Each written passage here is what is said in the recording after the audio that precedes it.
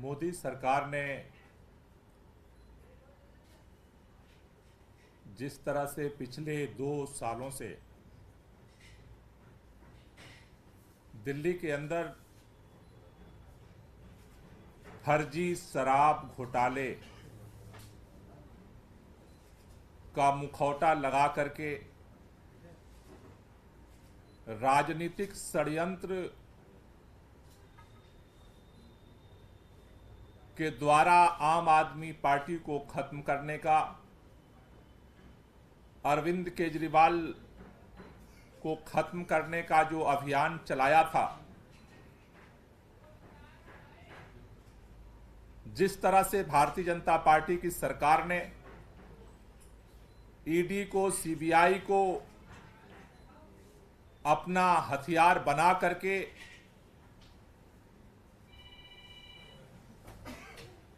फर्जी आरोपों के आधार पर एक एक करके आम आदमी पार्टी के नेताओं को गिरफ्तार करवाया। मनीष सिसोदिया जी को गिरफ्तार किया गया, संजय सिंह जी को गिरफ्तार किया गया, सत्येंद्र जैन जी को गिरफ्तार किया गया और अब दिल्ली के मुख्यमंत्री अरविंद केजरीवाल जी को भी तिहाड़ जेल गिरफ्तार करके भेज दिया गया। लेकिन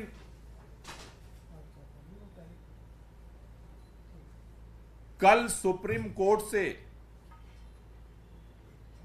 संजय सिंह जी की जमानत मिलने के बाद एक बात स्पष्ट हो गई है कि जो बात बार बार कही जा रही थी कि बिना किसी सबूत के, बिना किसी प्रमाण के, डरा करके, धमका करके, दबाव बना करके लोगों को सरकारी गवाह बना करके झूठे आरोप लगा करके ये सारी गिरफ्तारियां की गई हैं। कल सुप्रीम कोर्ट में ये सारा सच सामने आया है।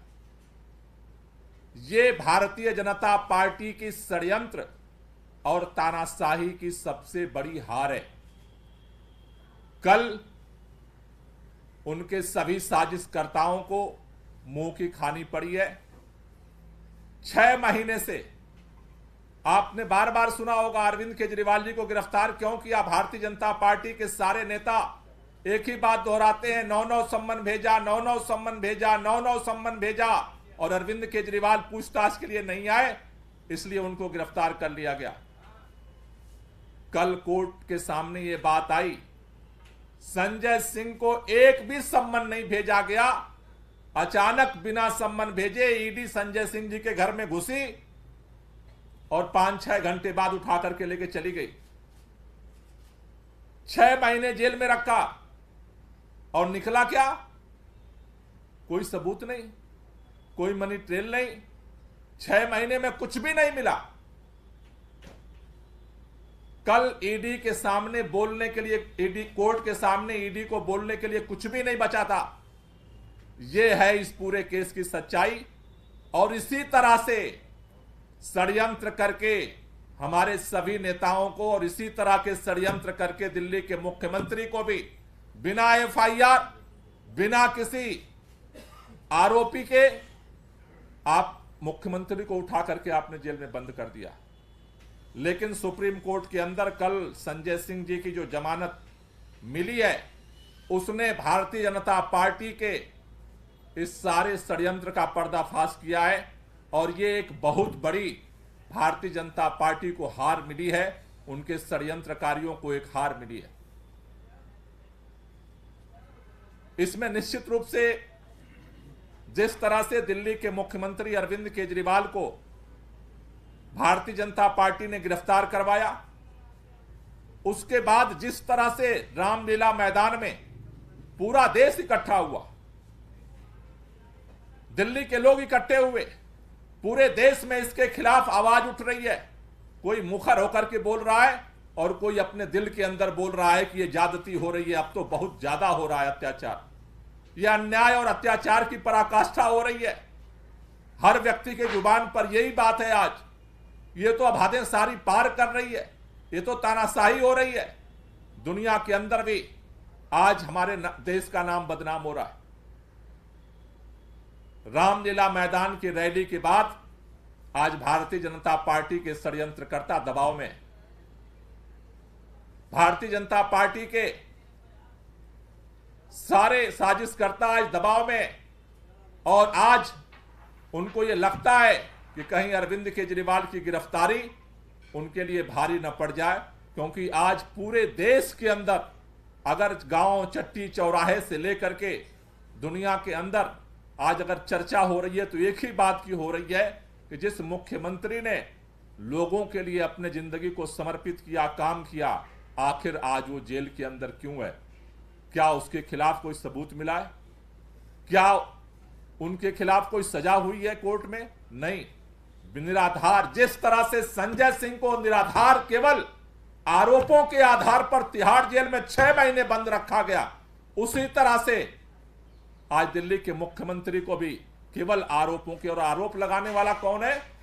आरोप लगाने वाले वो व्यक्ति हैं जिसको डरा करके, धमका करके भारतीय जनता पार्टी ने और केंद्र सरकार ने, मोदी सरकार ने जिस तरह से लोगों को डरा करके, धमका करके और बेवजह फर्जी बयानबाजी लिखवा करके गिरफ्तारी की है। आज भारतीय जनता पार्टी में कल सुन रहा था, भाजपा के प्रवक्ता सारे एक बात कह रहे थे, देखो ईडी कितनी निष्पक्ष है, देखो संजय सिंह की जमानत मिल गई, ईडी निष्पक्ष है। शर्म नहीं आती है? 2 साल से एक टेप रिकॉर्ड बजाते हो कि जमानत क्यों नहीं मिल रही है, जमानत क्यों नहीं मिल रही है, जमानत क्यों नहीं मिल रही है, जमानत नहीं मिल रही है इसलिए तुम बेईमान हो। और अब जमानत मिल गई तो कह रहे हो ईडी निष्पक्ष है, तुम तो बेईमानी हो।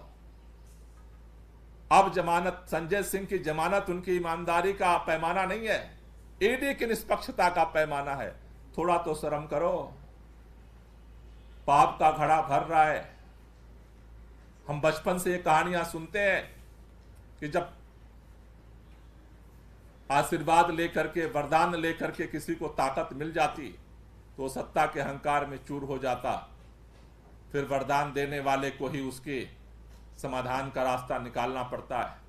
रावण को भी वरदान मिला था लेकिन सत्ता का अहंकार हो गया। तो राम रावण की कहानियां भी हमने सुनी है कि कैसे उसका अंत हुआ।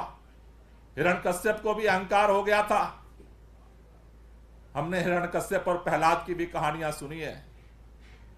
कंस को भी अहंकार हो गया था। इस देश के अंदर जब जब सत्ता जिसको मिली है और सत्ता के अहंकार में चूर हुआ है, उसने सबको खत्म करने का अभियान चलाया। इतिहास लेकिन गवाह है कि खत्म वही हुआ है।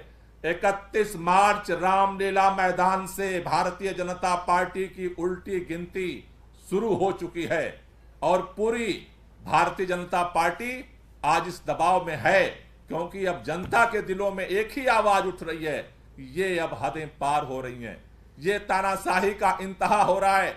और इसके खिलाफ ये जो लड़ाई शुरू हुई है, ये लड़ाई जारी रहेगी। इस लड़ाई को लेकर के हम लोग और पूरे देश भर में जाएंगे।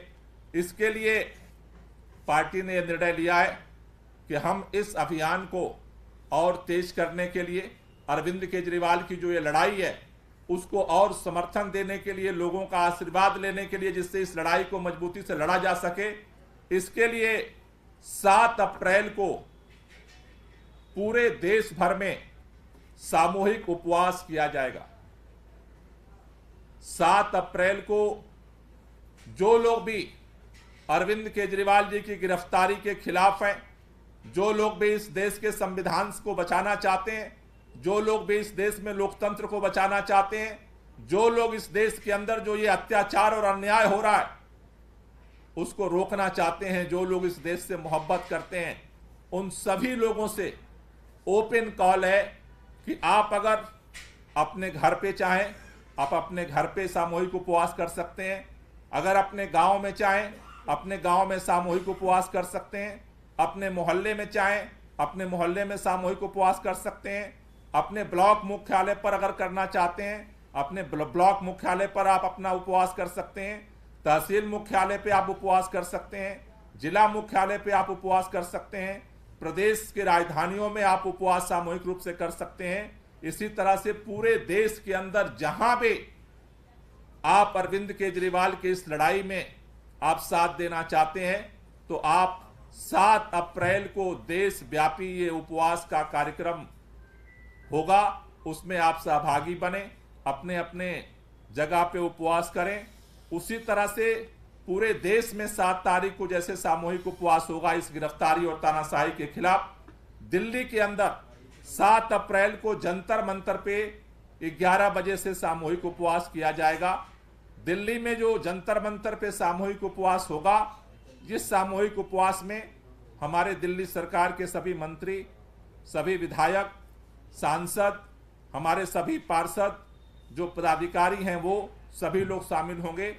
ये जो सामूहिक उपवास का जंतर मंतर पे कार्यक्रम होगा, ये ओपन कार्यक्रम होगा। इस कार्यक्रम में सभी, चाहे वो छात्र संगठन हो, युवा संगठन हो, मजदूर संगठन हो, किसान संगठन हो, व्यापारी संगठन हो, सामूहिक जो सामाजिक संगठन है, RWA हैं, जो भी इस गिरफ्तारी के विरोध में है, तानाशाही के विरोध में है, लोकतंत्र की रक्षा करना चाहता है, संविधान की रक्षा करना चाहता है, सभी लोगों को ये कॉल है कि सभी लोग इस लड़ाई को आगे बढ़ाने के लिए दिल्ली में 7 अप्रैल को 11 बजे जंतर मंतर पहुंचे। वहां सभी लोग मिलकर के हम सामूहिक उपवास करेंगे और वहां पे प्रार्थना करेंगे।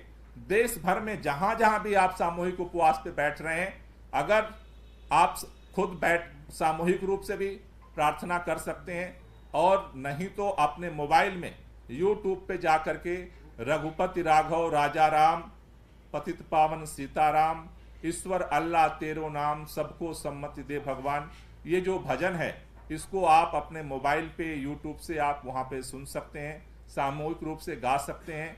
सभी मिलकर के ये प्रार्थना करेंगे कि अरविंद केजरीवाल को शक्ति मिले और अरविंद केजरीवाल जेल के अंदर रहते हुए इस लड़ाई को मजबूती के साथ लड़ सकें, इस तानाशाही के खिलाफ लड़ सकें, सच्चाई को सामने लाने के लिए लड़ सकें।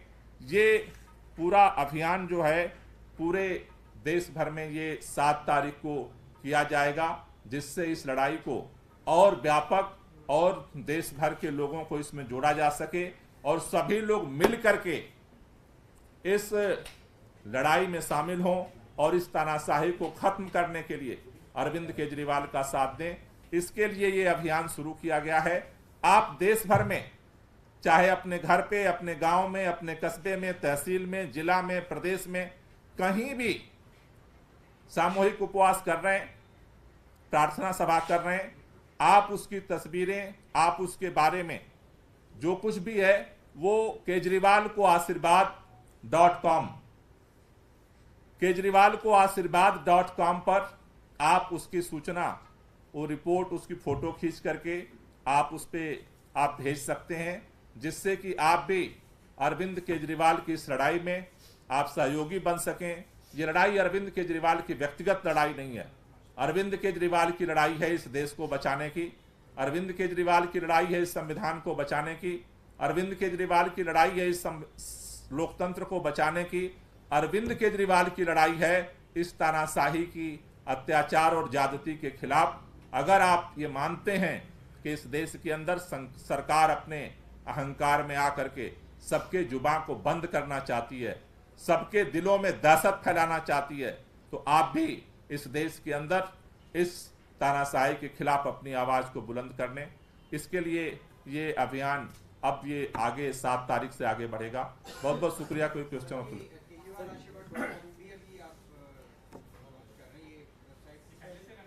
ये वेबसाइट है पहले से। ये कार्यक्रम जो है सामूहिक उपवास का रहेगा 7 तारीख का। वहां पे जैसा मैंने कहा कि लोग अपना प्रार्थना करेंगे, उपवास करेंगे और इस उनको आशीर्वाद देंगे।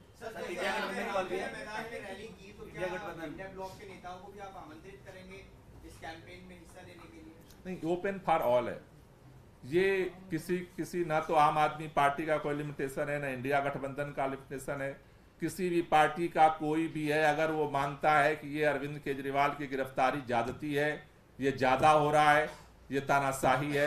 सबके लिए ये खुला है, कोई भी इस तानाशाही के खिलाफ अपना सामूहिक उपवास करके अपना आशीर्वाद समर्थन दे सकता है। आप लोग की तरफ से आमंत्रित ऐसे औपचारिक रूप से नहीं किया जाएगा, ओपन कॉल है, ओपन कॉल है, पूरे देशवासियों के लिए कॉल है। इस अभियान का जो पहला चरण था, सीएम की वाइफ ने जिसकी घोषणा की थी, उसका क्या रिस्पॉन्स रहा? जो व्हाट्सएप नंबर जारी किया गया था, कितने मैसेज आए, अगर उसकी जानकारी? वो जो व्हाट्सएप नंबर जारी हुआ था वो 2 दिन बाद क्रैश हो गया था, बंद हो गया था। उस पर जितना सारा रिपोर्ट आई थी तो व्हाट्सएप नंबर तो बंद हो गया था। अब ये सारा जो है केजरीवाल को आशीर्वाद.com पर, इसीलिए आज हमने दोबारा उसको किया है कि इस पे ही सारे लोग भेजें। सभी लोगों के लिए कॉल है, उसमें किसी के लिए लिमिटेशन नहीं है। नहीं वहाँ सर, पे एक और सवाल है सर। हाँ सर, सेहत को लेकर जो 4.5 किलो वजन गिरा है, वो आतिशी जी ने ट्वीट भी किया है, और उस पर तिहाड़ जेल का कहना है कि उनका वजन 55 किलो था और 55 किलो ही है, और उनकी स्वास्थ्य बिल्कुल ठीक है। ये तिहाड़ में नहीं, तिहाड़ में तो अभी गए हैं। वो जब ईडी की कस्टडी में रहे हैं, ईडी की कस्टडी में जिस दिन गए थे उस दिन के बाद से और अब तक उसमें जो है वजन में कमी आई है। तिहाड़ में गए हैं तो तिहाड़ ने तिहाड़ का लिया होगा।